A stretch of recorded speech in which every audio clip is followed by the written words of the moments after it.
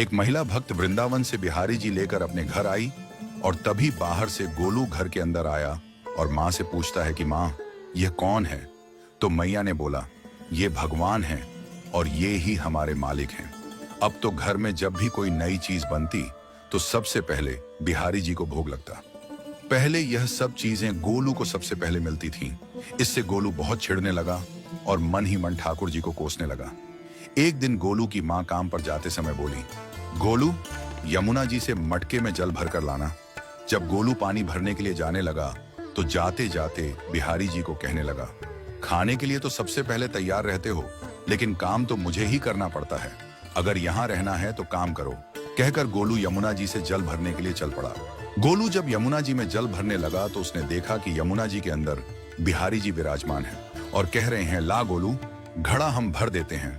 गोलू उनको देखकर हैरान हो गया और बोला, नहीं नहीं, मैं अपने आप भर लूंगा। लेकिन ठाकुर जी ने उसके हाथ से घड़ा ले लिया और भरकर घर ले आए।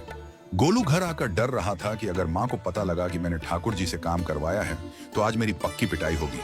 माँ ने घर आकर बिहारी जी को गीले कपड़ों में देखा तो एकदम से हैरान हो गई और कहने लगी कि गोलू, ये जरूर तेरी शरारत है, जरूर तूने ही इन पर जल डाला है। गोलू ने अपनी माँ को समझाने का बहुत प्रयास किया, लेकिन माँ ने उसको डांट कर चुप करा दिया और ठाकुर जी के भीगे हुए वस्त्रों को बदलने लगी। अगले दिन जब माँ ने गोलू को अनाज पिसवाने का काम दिया तो बिहारी जी फिर अनाज का कनस्तर ले आए और माँ को ठाकुर जी के वस्त्रों के ऊपर सूखा आटा पड़ा मिला। तो माँ ने फिर गोलू को डांटा कि तुझे पता नहीं कि ये हमारे भगवान हैं और तू भगवान के साथ शरारत करता है। आज तूने फिर इनके ऊपर आटा फेंका है। तो गोलू शपथ लेकर कहने लगा, नहीं माँ, मैंने कोई शरारत नहीं करी है। ये तो मेरे हाथ से गेहूं का कनस्तर लेकर खुद पिसवा कर आए हैं। गोलू की माँ आज बहुत गुस्सा हुई। अगले दिन फिर माँ बोली, बेटा गोलू, आज तुम्हारे बाबा बाहर गांव से वापस लौट आएंगे। बस आज का ही काम है, तुम जंगल से थोड़ी लकड़ियां ले आना। गोलू फिर डर गया, कहीं ठाकुर जी फिर मेरे पीछे ना आ जाएं। गोलू ने माँ को बोला कि मैं चला तो जाऊंगा, लेकिन बिहारी जी को समझा लो, वो मेरे पीछे ना आई। उसकी माँ हंसकर बोली, हाँ हाँ समझा दूंगी, तुम जाओ तो सही।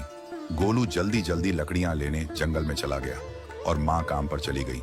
लेकिन उस दिन माँ काम से जल्दी वापस आ गई और देखा बिहारी जी अपनी चौकी पर विराजमान नहीं है। वह तो एकदम से घबरा गई कि कहीं गोलू की शरारत तो नहीं। वह भागी भागी जंगल की तरफ गई। तभी उसने देखा कि गोलू के साथ एक इंसान लकड़ियों को लेकर घर आ रहा है। गोलू की माँ यह देखकर हैरान हो गई कि यह तो बिहारी जी हैं।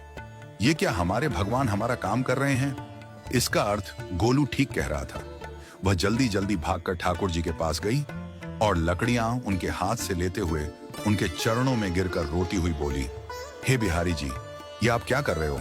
मुंह गरीब का काम क्यों कर रहे हो? ठाकुर जी मुस्कुराते हुए बोले, हमें तो तेरे बेटे पर बहुत प्यार आता है। सब लोग हमें भगवान समझते हैं, लेकिन एक तेरा बेटा ही था जो हमको अपना मानता था।